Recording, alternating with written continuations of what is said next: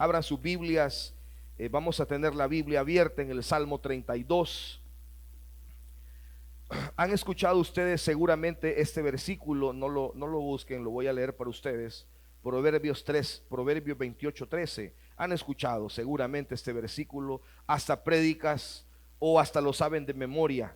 El que encubre su pecado no prosperará, mas el que lo confiesa y se aparta alcanzará misericordia. Proverbios 28:13. El que encubre su pecado no prosperará. Con mucho temor, me gustaría que cambiáramos una palabrita ahí. En lugar de encubrir, pongámosle el que calla su pecado, el que no habla con Dios de su pecado, el que no pide ayuda a Dios y a gente que él considera que lo puede ayudar espiritualmente. Dice la Biblia, no prosperará. Mas el que lo confiesa, el que habla de su situación, de su problema, de su pecado, de su necesidad, alcanzará misericordia, dice, alcanzará misericordia. El Salmo 32 para mí es un salmo de curación, es un salmo de restauración, es un salmo que sana, que cicatriza, que hace que las personas tengan una guianza de cómo van a conducir su vida cuando el enemigo está atormentando sus mentes y sus corazones por la culpa. Cuando una persona calla un pecado o una falta grave, genera diferentes consecuencias psicológicas. Los psicólogos dicen que cuando una persona calla o guarda algo o reprime algo, sobre todo cuando es algo moral, cuando es algo éticamente incorrecto, a lo que le llamamos nosotros y la Biblia le llama pecado, entonces esta persona comienza a desarrollar grandes problemas de ansiedad, culpa crónica, aislamiento social, deterioro de la autoestima. El secreto entonces está en que esta carga que esa persona lleva en sus hombros lo oprime emocionalmente, perpetúa un problema sobre su corazón, adormece la conciencia y provoca una desconexión emocional con los demás, deteriorando la salud mental y las relaciones con las demás personas.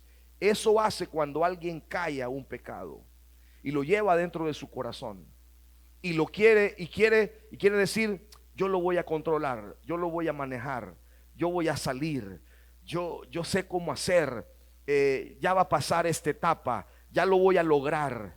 Pero hay una gran paz cuando uno viene y habla de su pecado con Dios o pide ayuda. Si estás casado con tu esposa, con tu esposo, si no tienes esa bendición, entonces con un líder o con tus padres. Los padres deberíamos de estar abiertos a escuchar las confesiones de nuestros hijos. Yo tuve un alumno, hijo de pastor, tremendo alumno, de una de las iglesias más grandes de la capital, muy inteligente el muchacho. Y un día él está predicando, yo le di, parece que le di homilética, no recuerdo yo qué clase le di, pero él estaba exponiendo o predicando en el salón de clases y contó algo que hasta el día de hoy sigue siendo algo muy, muy hermoso en mi recuerdo.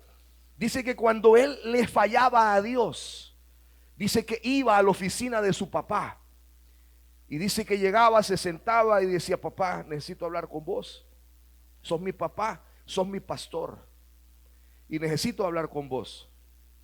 Y él se sentaba y yo le hablaba a mi papá, le decía: papá, estoy metido en esto, tengo este problema, perdóname por no haberte pedido ayuda antes, estoy en un gran problema. Y mi papá, dice, me hacía vivir las consecuencias de mi pecado, pero siempre me escuchaba, siempre estaba abierto a que yo le contara todo absolutamente lo que yo estaba viviendo, lo que estaba pasando. Estaba yo con un pastor un día, hace muchos años, mi hijo todavía estaba aquí, estaba en esa etapa mi hijo de rebeldía. Me dijo un día: mira, me voy a ir de la iglesia, me voy a congregar en otro lado, me dijo. Allá voy en tal iglesia. Y me dijo: una iglesia muy, muy linda. yo me voy a ir con esa iglesia, con ese pastor. Tranquilo, le dije yo hablo con el pastor, le dije yo hablo y le digo que no te reciba, le digo yo, porque no puedes hacer eso, le digo, el pastor no es mi amigo, pero yo lo conozco, puedo hablar con él. Y ya vos llegas ahí y de una te va a echar, le digo yo, de la iglesia, te vas a mandar para acá, no te preocupes. Estaba en esa etapa, ¿verdad? Entonces un día tuvimos una discusión fuerte sobre algo que él quería hacer y a toda costa. Yo sabía que no era la voluntad de Dios, así que me planché y le dije, bueno, cuando usted pague su ropa, pague su comida, pague casa, pague colegio, pague quien lo lleve al colegio y pague todo lo que en esta casa se le da, entonces usted puede mandar en esta casa. Mientras sea mantenido por este servidor, va a ser lo que yo diga. Eso es injusto, que no se qué, todo lo que los bichos dicen, ¿verdad? Bueno, vinimos a la iglesia, estaba platicando con un pastor en mi oficina, enseñándole unos materiales, y toca mi oficina y abre la puerta y dice, perdóname, dice, yo no sabía que estabas ocupado. Y dice, no, entra, le digo yo, mirá, le digo, es mi hijo mayor, ya lo presenté. Y me dice, no, solo te quería decir, me dice, que se va a hacer como vos decís, me dijo, así lo vamos a hacer. Está bien, hijo, gracias, te agradezco. Eso fue todo y se fue. Claro, quizás me iba a decir muchas cosas más, ¿verdad? Pero estaba el pastor ahí, así que solo me dijo eso y salió. Y el pastor me dice, ¿qué onda vos? Y ya le conté el testimonio, ¿verdad? Y le dije, fíjate que este está en la etapa ahorita. Él tiene un hijo de la misma edad de mi hijo. Sus hijos son similares en edades a los míos. Y me dice, yo diera mi mano derecha por escuchar a mi hijo decir algo como eso, me dijo. Porque realmente eso es lo que todo padre busca. No quebrantar el alma, el espíritu del hijo, sino el orgullo, el carácter desordenado, quebrado. ¿Qué pasa cuando una persona oculta, no habla, no es transparente? Psicológicamente, la ansiedad. Y por eso, amados hermanos, hoy los problemas de ansiedad, yo estoy diciéndole a muchos jóvenes, estudien psicología. Esta es una de las carreras, oigan lo que les digo, más importantes de aquí a unos 5 o 10 años. Va a ser una de las carreras más valiosas en toda Latinoamérica y el mundo entero.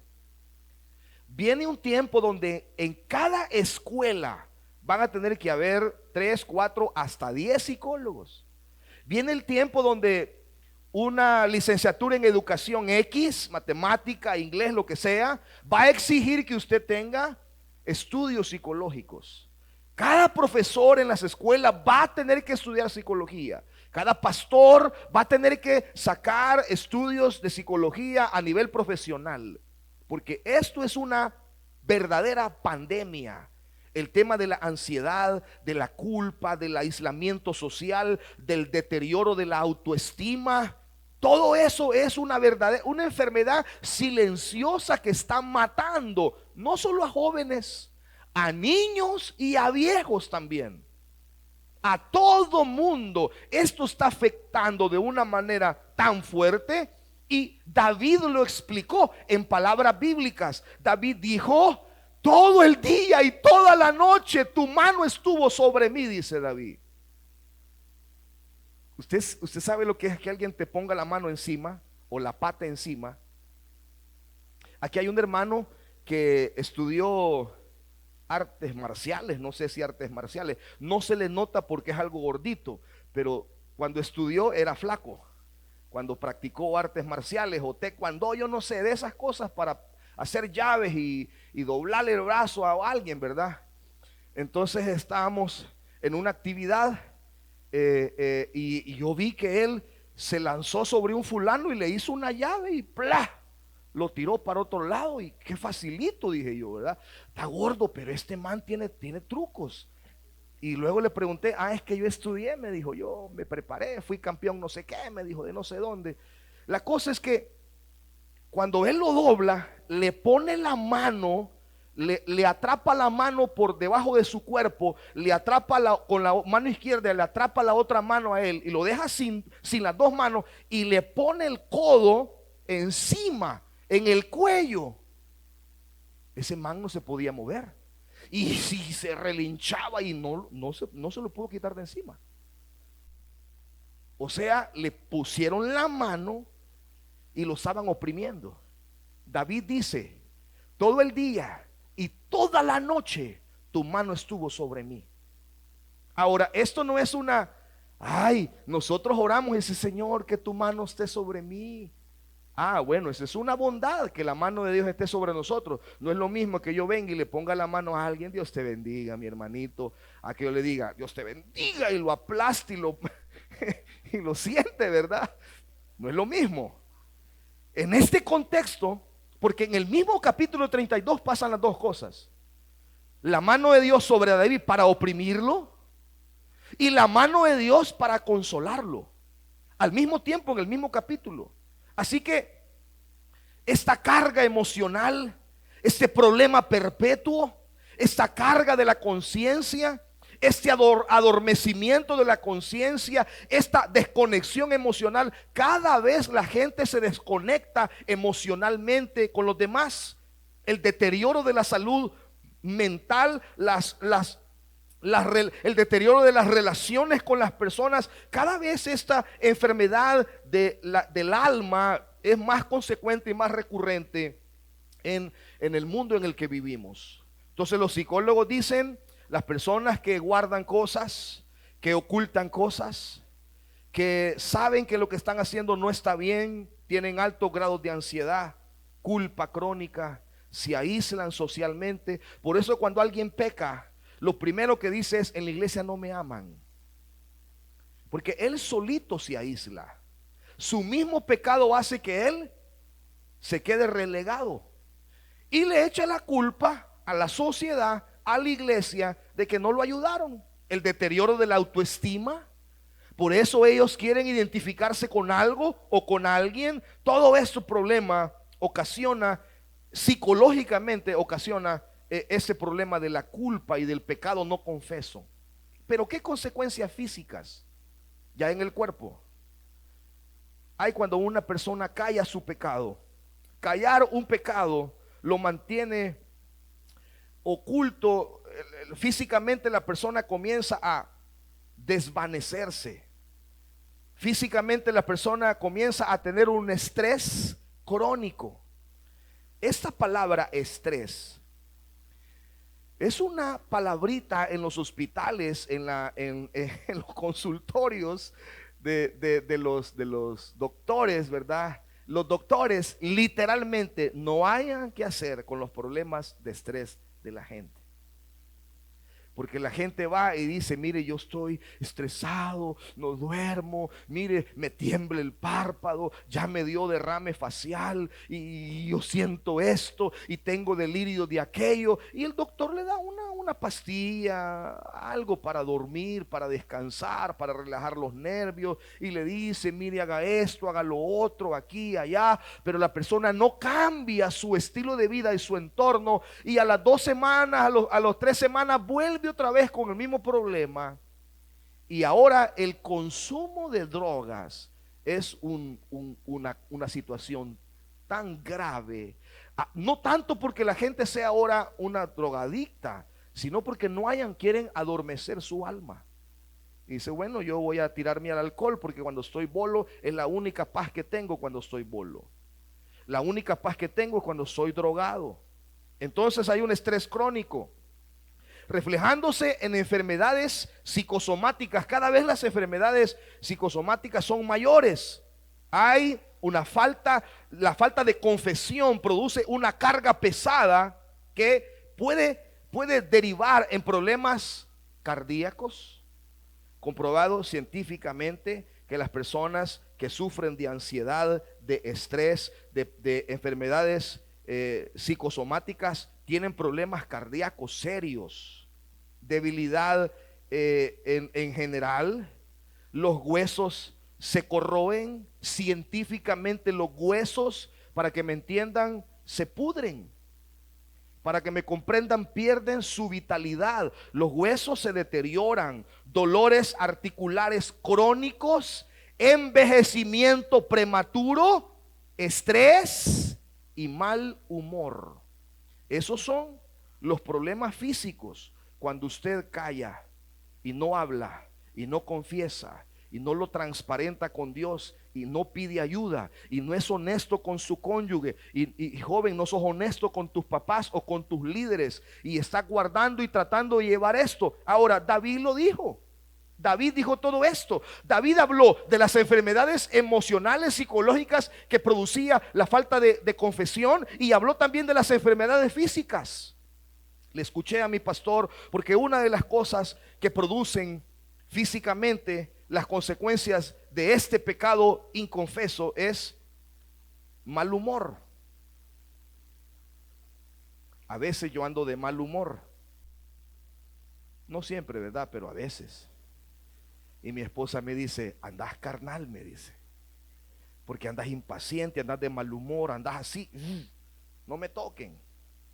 Las hermanas tienen una etapa donde andan así, ¿verdad? Pero ya sabemos que no es por pecado, sino por un desorden hormonal en sus cuerpos, ¿verdad? Pero entendemos esa parte. Pero en el caso de los varones, casi siempre es cuando no hemos orado mucho o andamos algo mal espiritualmente. Mi pastor, le escuché a mi pastor una anécdota, no sé si es verdad, pero dice que había un matrimonio en la iglesia, en una iglesia, que el hermano tenía un tremendo mal humor. Ese tipo era amargado, malhumorado, quejumbroso. Toda la vida se estaba quejando, se quejaba de la esposa, que la esposa no le cocinaba como él quería, que no le llevaba la comida a tiempo. Tenía un burro con el cual trabajaba. Con ese burro él hacía los surcos y lo cargaba, jalaba leña. Y del burro se quejaba: este burro que tan lento, que este burro tan burro, ¿verdad? Que no hace caso, etcétera, etcétera. Y el burro le aguantó años las quejas: burro, no seas tan burro, caminá, apurate. De estar echado, burro, ayúdeme con esto. Y el burro se quejaba. La señora le llevaba la comida al campo y que helada viene esta comida, estas tortillas todas tiesas. Y el burro un día se hartó de oír tanto ese tipo malhumorado, y un día le pegó una patada y lo mandó al cielo. Lo mató. Entonces el pastor llegó a predicar a la vela. Los hombres o hermanos de la iglesia se le acercaban a la esposa y le daban el pésame, y ella decía con la cabeza acentuando: gracias, gracias, gracias, sí, gracias, sí, gracias. Pero cuando se le acercaban las hermanas, decían: no, gracias, no, gracias.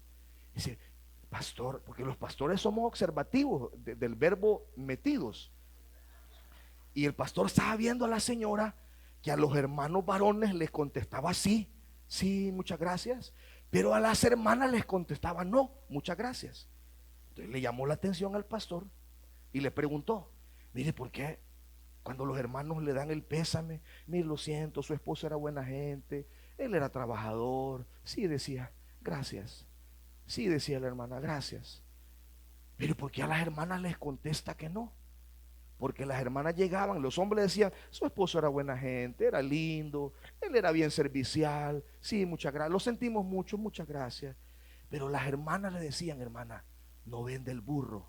No, les decía, muchas gracias. Hermana, no vende el burro. No, muchas gracias. Hermana, no estará a la venta el burro. No, muchas gracias, le decía.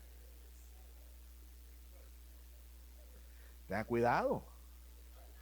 El mal humor es un problema serio, producto de ese pecado que andamos llevando. Hermana, la mujer estaba agradecida con el burro. Ahora vamos a la Biblia y leamos este capítulo tan hermoso, que yo le llamo a este capítulo el Salmo de la curación, el Salmo de la sanidad. Dice, y mire, David empieza dando por sentado esta verdad bíblica: bienaventurado aquel cuya transgresión ha sido perdonada y cubierto su pecado. Bienaventurado el hombre a quien Jehová no culpa de iniquidad y en cuyo espíritu no hay engaño. Note tres cosas: transgresión, pecado e iniquidad. Mientras callé, dice David, aquí está lo que los psicólogos dicen ahora. La Biblia ya lo había dicho antes de que Freud dijera estas cosas. Mientras callé, se envejecieron mis huesos. Una de las enfermedades que produce la falta de confesión es que los huesos se pudren dentro de la persona, se debilitan, se corroen. Y David lo explicó: mientras callé, se envejecieron mis huesos. En mi gemir de día y de noche se agravó sobre mí tu mano. Pusiste tu mano sobre mí. Él sentía la opresión de su pecado. Se volvió mi verdor, mi vida lozana, llena de vida, exitosa, bendecida, alegre, mi vida próspera, mi vida llena de propósito, se volvió en un sequedal de verano, en una tierra árida, desértica. Mi pecado te declaré y no encubrí mi iniquidad. Dije: confesaré mi transgresión a Jehová, y tú perdonaste la maldad de mi pecado. Por eso orará a ti todo santo en el tiempo en que pueda ser hallado. Ciertamente en la inundación de muchas aguas no llegarán estas a él. Tú eres mi refugio, me guardarás de la angustia, con cánticos de liberación me rodearás. Te haré entender y te enseñaré el camino en que debes andar. Sobre ti fijaré mis ojos. No seas como el caballo o como el mulo sin entendimiento, que han de ser sujetados con cabestro y con freno, porque si no, no se acercarán a ti. Muchos dolores habrá para el impío, mas el que espera en Jehová le rodeará la misericordia. Alegraos en Jehová y gozaos, justos, y cantad con júbilo, todos vosotros los rectos de corazón. Los instintos de autoprotección que giran alrededor del ser humano lo llevan a resguardarse. La función normal de un ser humano es: bueno, yo no voy a hablar de este problema. ¿Por qué voy a tener que contarle a alguien mis cosas? ¿Por qué, si Dios ya sabe lo que yo he hecho, para qué le voy a decir? ¿Por qué probablemente las personas no están hablando de su problema y no están pidiendo ayuda? Probablemente hay muchas cosas, pero permítanme compartir algunas con ustedes. Probablemente han visto una de dos cosas: o han observado cómo ciertas personas que encubren su pecado, que lo ocultan, y siguen prosperando sin arrepentimiento, y dicen: yo sé lo que anda haciendo, y miren, ahí anda bien galán. Entonces, ¿para qué? Que no todos les pasa lo mismo, pero eso es una verdad. Hay personas que normalmente ahí se ve tranquilo. Hace como 15 días o un mes más o menos, salió un fulano en Chalatenango en un TikTok diciendo: mire, ¿usted cómo hizo para tener 140 buses? No, es que a mí me dieron un bus, y después de 5 en 5 comencé a comprar cada bus, dice. ¿Y en cuánto tiempo? En un año hice este imperio, dijo. Bueno, ayer salió enchuchado, porque, hermano, usted no compra 140 buses en un año. Era lógico que algo estaba pasando ahí, ¿verdad? Era lógico que algo no estaba bien. Entonces usted ve a esas personas y dice: pero mire, allá anda bien galán, se ve bien, contento, anda, feliz. Y yo sé en lo que anda, yo sé lo que anda haciendo. Y uno se amarga. Yo tenía uno de mis mejores amigos. Me entró a mí un celo ministerial. Yo llegaba a su iglesia, yo estaba empezando mis primeros meses de pastor, 20 años. Y yo llegaba y me contaba: mira, el domingo aceptaron tantos, tal día tengo bautismos, mira, y solo cosas hermosas estaban pasando en su iglesia. Y yo sabía que el man no oraba ni ayunaba. Y yo, hermano, me echaba semanas enteras en ayuno. Ni los bolos se me convertían en las predicaciones. Nadie aceptaba. Yo estaba frustrado. Hasta que un día me pudo. Mira, le dije, a mí qué me importa si aceptaron, ya no me contés de lo que te está pasando. Y él, muy sabio, muy hombre de Dios, me dijo, ¿qué te pasa vos? Me dijo. Él entendió que yo estaba amargado, en celo ministerial, porque él estaba, yo bruto, en lugar de alegrarme que él estaba prosperando, yo entré en celo, porque decía, yo sé que este no ora como yo oro, ni ayuna lo que yo estoy ayunando, porque yo estaba orando y ayunando para competir con él. Dice, si yo oro y si yo ayuno, la otra semana le voy a poder decir, mira, me aceptaron 15 ay, como evangelista, ¿verdad? Aunque habían sido solo 2. Y dice, pero nada pasaba, no aceptaba a nadie. La iglesia no crecía y él iba para arriba. La iglesia para arriba, para arriba, para arriba. No, me dice, ¿qué te pasa vos? Me dice. Me agarró de la mano, me llevó a la iglesia, porque estábamos en su iglesia, al púlpito, y oró por mí. Y le dije, perdóname, le dije yo. Yo debo de alegrarme porque vos estás bien, pero estoy frustrado. A mí no me sale nada. Yo predico, yo me esfuerzo, yo evangelismo, salgo a evangelizar, oro por la gente, pero la iglesia no crece y vos estás creciendo. Entonces yo le hablé y le dije, esto me está pasando, estoy frustrado, porque estoy haciendo lo que supuestamente debo de hacer y nada está pasando, pero lo estaba haciendo con las intenciones incorrectas. Estaba ayunando y orando para competir con él, para ver qué iglesia crecía más, qué iglesia avanzaba más, qué ministerio era más exitoso, porque medimos el éxito con esas cosas. Y cuando yo le confesé y le dije, esto me está pasando en mi corazón, me da vergüenza decirte, pero cada vez que me decís que te aceptaron tanto, me da una cólera, me dan ganas de darte, le decía yo, así se lo dije. Hey, cálmate, me dijo, cálmate. Vamos a orar, me dijo, y oró por mí y me liberó. Esa semana comenzó a aceptar la gente en la iglesia, porque ya no estaba buscando a Dios para competir con él, estaba buscando a Dios por las actitudes correctas, amado hermano. Entonces, probablemente alguien no quiere confesar porque dice, ¿para qué?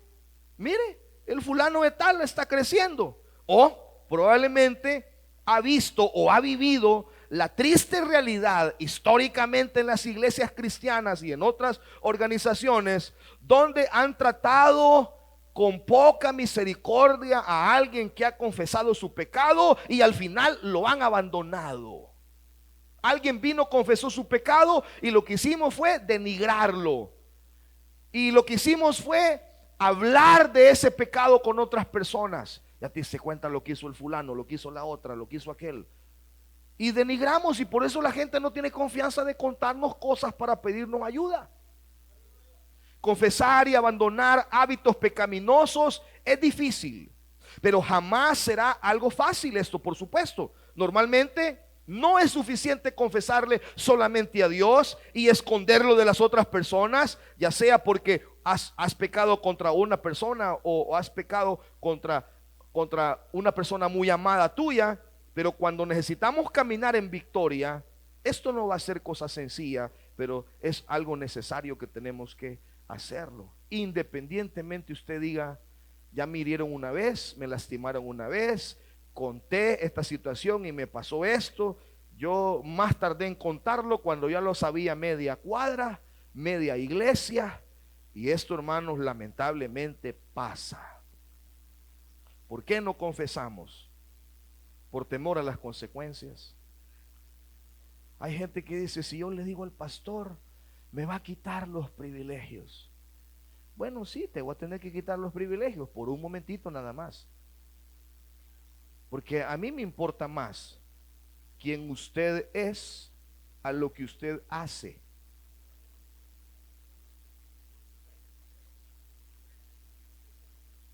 Me interesa más a dónde va en su futuro que a dónde está ahora en su presente. Mi trabajo no es tener 400 servidores que muevan las piezas de esta iglesia, que manejen, que empujen esta carreta. No, mi trabajo es que aunque tengamos quizás pocos servidores, pero los que hay, los que se sientan en esa silla, saber que si Cristo viene hoy, todos volamos con Él y nos vamos con Él.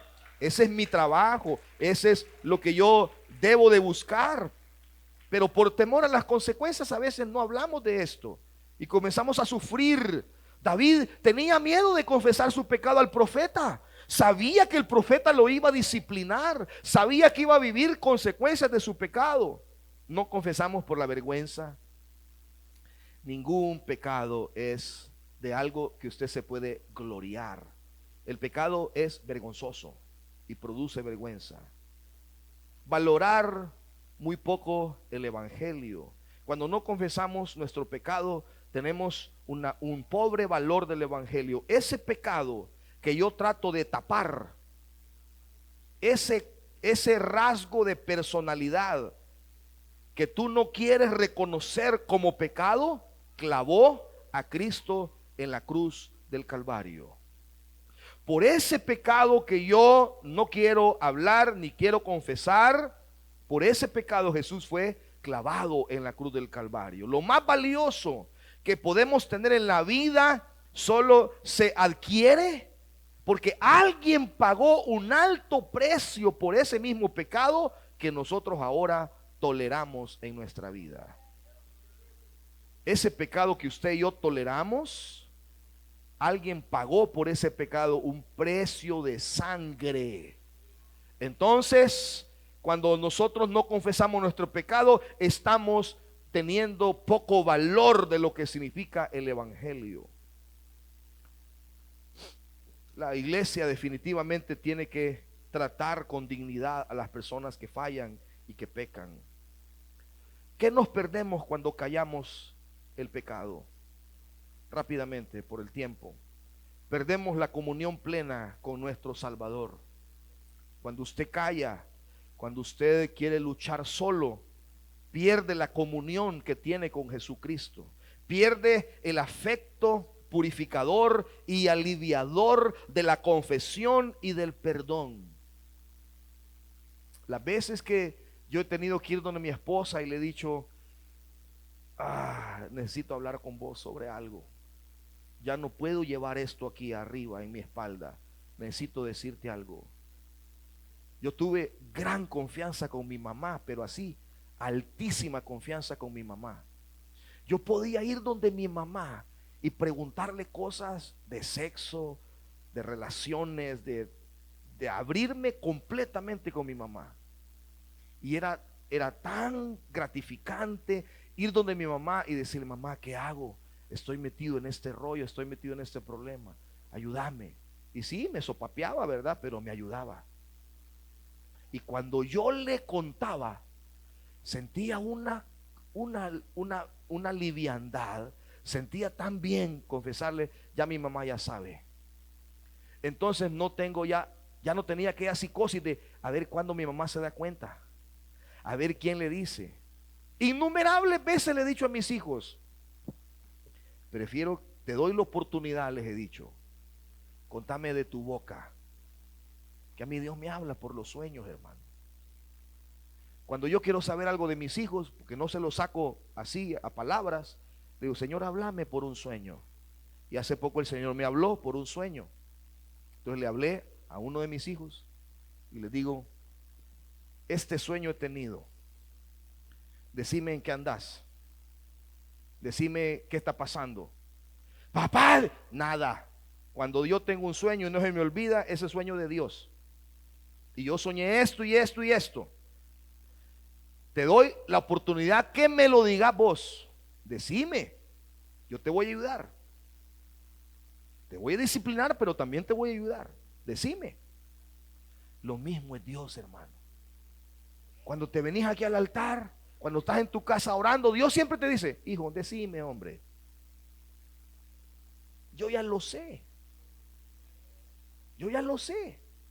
Háblame, busca ayuda. Entonces perdemos ese efecto purificador y aliviador que produce la confesión, el perdón. Perdemos la posibilidad de crear lazos fuertes entre hermanos en Cristo. Sí, porque es hermoso cuando la iglesia te restaura.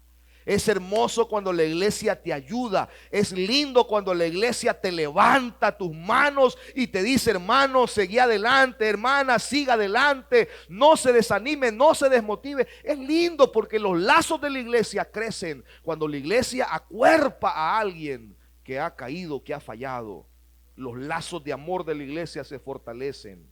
Perdemos crecimiento en la fe cuando no confesamos, conocimiento en madurez espiritual cuando no confesamos, y perdemos nuestro camino de vida, nuestro propósito de vida. En este salmo hay un glosario de palabras interesantes: transgresión, pecado, iniquidad, perdón, cubrir, culpa. Todo ese glosario de palabras. David dice: mientras callé en mi gemir, mi pecado te declaré, con cánticos de liberación te alabaré. Luego el 11 dice: alégrense, gócense y canten. Por supuesto, ustedes ya lo saben, no es lo mismo transgresión que pecado y que iniquidad. La palabra transgresión y esta palabra en el hebreo y en el griego representan lo mismo: es ir más allá de los límites establecidos por Dios, rebelarse contra la autoridad. Pecado del griego equivale a errar en el camino o equivocarse de camino, vivir lejos del propósito de Dios en nuestra vida, aunque se trata de un pecado no intencional o intencional, por falta de perfección o por falta de conocimiento. Pero iniquidad, que es lo más grave de todo esto, la palabra más grave, incluso que el pecado, incluso que la transgresión, es la iniquidad. Porque la iniquidad es la maldad en esencia, es salirse del camino intencional y deliberadamente, arruinando todo lo que es correcto y justo delante de Dios. Transgresión es apartarme del camino, errar el camino. Pecado es dejar el propósito de Dios, consciente o inconscientemente. Pero la iniquidad viene del alma. Nosotros atacamos el pecado. El pecado es el fruto de la iniquidad. ¿Por qué? ¿Por qué caigo siempre en este pecado? Es que yo me voy a alejar de mis amigos. Eso ayuda, pero no es el origen de tu problema. Un adicto, por ejemplo, ¿saben cuál es el problema real? La iniquidad del adicto: su orgullo. No he visto persona más orgullosa que un adicto. Las personas adictas son orgullosas, altivas, prepotentes. Y ese orgullo lo llevó hacia ese pecado. Esos problemas de estima, de autoestima, llevan a una persona a los pecados más terribles. Entonces David dice: mi transgresión, mi pecado y mi iniquidad te declaré, me confesé delante de ti. Porque David descubrió cuál era el origen de su problema. David entendió por qué él tenía ese problema con las mujeres. David era mujeriego, hay que hablarlo claro. Tenía problemas con las mujeres. Él miraba faldas y ese tipo se volvía loco. Y él descubrió cuál era el problema, el origen. El origen era un pecado inconfeso de sus padres. Dice David: en pecado me concibió mi madre.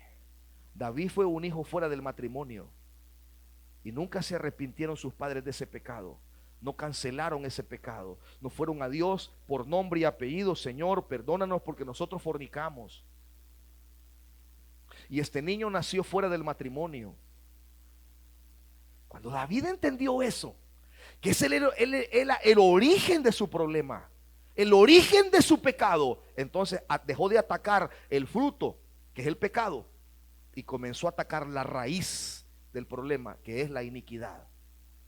Por eso David constantemente decía: examina mi corazón, porque del corazón, dijo Jesús, salen todas las cosas. Del corazón salen todas las cosas.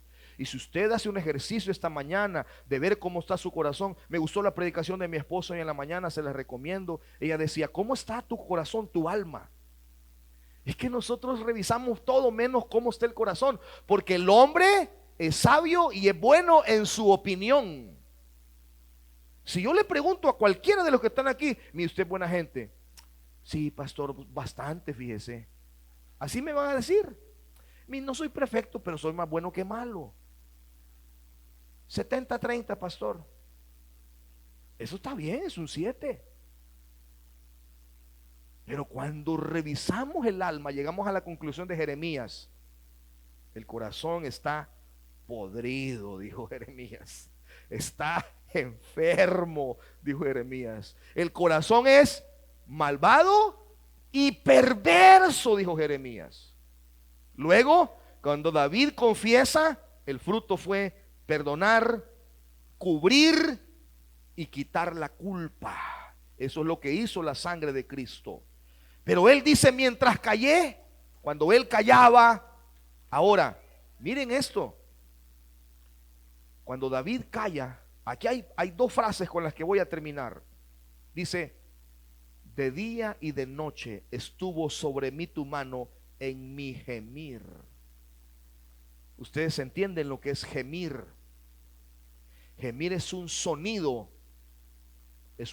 indecible. O sea, es un sonido sin significado. Solo se puede interpretar por el Espíritu Santo. Solo el Espíritu Santo interpreta los gemidos, porque un gemido no son sílabas, no son palabras, es algo que sale del alma, es un llanto, es un grito. Y David está ahí gimiendo, porque siente el peso del brazo de Dios sobre él. De día y de noche se agravó sobre mí tu mano, y pasé en mi gemir todo el tiempo, en mi gemir todo el día. Mis huesos se envejecían, y pasó todo el día. Y la gente: ¿y a este qué le pasa? Pues ya fue al médico. Miren cómo gime, miren qué seco está, todo viejo se ve. Mire a su vecino, si lo ve ojerudo, lo ve demacrado, algo le está pasando. ¿Y a este qué le pasa? Ahí pasa tirado en la cama, gimiendo, llorando, se encierra, dice que le duele el pecho, que siente raro. Y eso, hermano, está pasando en miles y miles y miles de personas.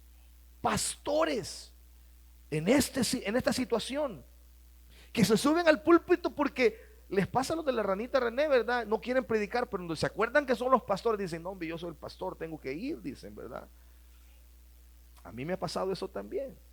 Entonces, mientras David callaba, él sentía la mano del Señor presionándolos, sentía ese gemir, ese dolor de huesos inquebrantable, ese dolor del alma.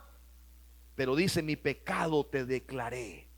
Y cuando le declaró su pecado, dice que comenzó Dios a cantarle y él a responderle con cánticos de liberación. Lean conmigo el 7. Tú eres mi refugio, me guardarás de la angustia, con cánticos de liberación me rodearás, dice David. Antes lo habían rodeado las aguas de la angustia, ahora lo rodeaban los cánticos de liberación. Y el 11 es precioso: alegraos en Jehová, gozaos justos, y cantad con júbilo todos vosotros los rectos de corazón. Alégrense, gócense y canten. ¿Hace cuánto las personas no tienen este resultado en su vida? Los resultados de callar ante Dios: dolor, herida, gemidos, angustia. La mano de Dios se agravó sobre David de día y de noche. No hay paz ni de día, no hay paz ni de noche. Las personas están teniendo problemas en su trabajo por falta de eficiencia, carga de una conciencia culpable, sequedad como en verano, necedad y doblegación. Miren el 9. Y este es un fruto de no hablar con Dios con claridad. Dice, no seas como el caballo o como el mulo sin entendimiento, que han de ser sujetados con freno. Entonces, cuando una persona no quiere hablar con Dios, es como el caballo, como la mula, terca, necio, no quiere doblegarse. Entonces, ¿qué hace Dios? Le pone un cabestro. El cabestro, si mi memoria no me falla, el freno es una plaquita de hierro, pero el cabestro es lo que va entre la boca, lo que le meten al caballo entre los dientes. Ese volado es de hierro. Entonces, cuando el caballo está bravo y quiere, ¿y por qué me han zampado este volado aquí en la boca? Y quiere morderlo, se friega los dientes porque el hierro le lastima los dientes. Entonces, cuando el que va cabalgando jala el freno, aprieta el cabestro, entonces le topa en los bordes de la boca y lo sangra, le duele. Entonces, el jinete le está diciendo, o te detenés o te detenés. Entonces, ¿qué hace Dios? Nos pone freno y cabestro y nos para en seco. Pero ¿cuáles son los resultados de confesar todo a Dios? Dice David, tú perdonaste mi maldad, mi pecado y mi iniquidad. ¿Qué necesito para que Dios me perdone? Pedirle perdón. Si yo la grité a mi esposa, le falté al respeto, ¿qué necesito para que me perdone? Pedirle perdón. Allá es ella si me perdona o no, pero tengo que ir y pedirle perdón.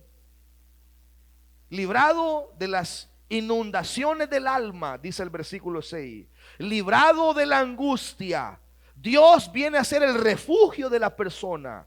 Y le dice, te haré entender, le dice el versículo 8. Cuando usted confiesa a Dios y mira para atrás y Dios le hace entender, te voy a hacer entender, dice el 8, el camino por donde debes andar, y ya no voy a poner mi mano sobre ti, pero voy a fijar sobre ti mi mirada. Te haré entender, te daré misericordia, te llenaré de alegría. Entonces no es lo mismo cuando Dios le dice a David, tu mano estuvo sobre mí, dice David, oprimiéndome, sintiéndome mal por esta culpa. Ahora dice, te haré entender y te enseñaré el camino por donde debes andar, y sobre ti fijaré mis ojos. Ahora la mano de Dios estaba sobre David ahora, no para oprimirlo, sino para darle propósito. Entonces lo más sabio que podemos hacer ahora es trabajar en nuestra alma. Trabajemos en nuestro corazón. Expongamos a Dios nuestro corazón y digámosle, si miras algo que no está bien, por favor, ayúdame a manejar en tu presencia esto. Si necesito la ayuda de alguien, dime con quién voy a platicar esto, con quién voy a hablar esto, para que la oración de confesión produce perdón instantáneo. La oración es la solución para el pecado. Fijaré mis ojos sobre ti, y no como una amenaza, sino como una promesa de cuidado divino. Dios te dice esta mañana, si tú me abres tu corazón, y como Jeremías le gritó al pueblo, así dice Jehová, hijo mío, dame tu corazón. Entonces yo fijaré mis ojos sobre ti, no como una amenaza para andarte vigilando, no, sino como un cuidado divino. Dios quiere cuidarnos, protegernos. Te rodearé de misericordia en lugar de aguas de angustia, le dice el Señor a David. ¿Cuántos quieren eso para sus vidas y para sus familias?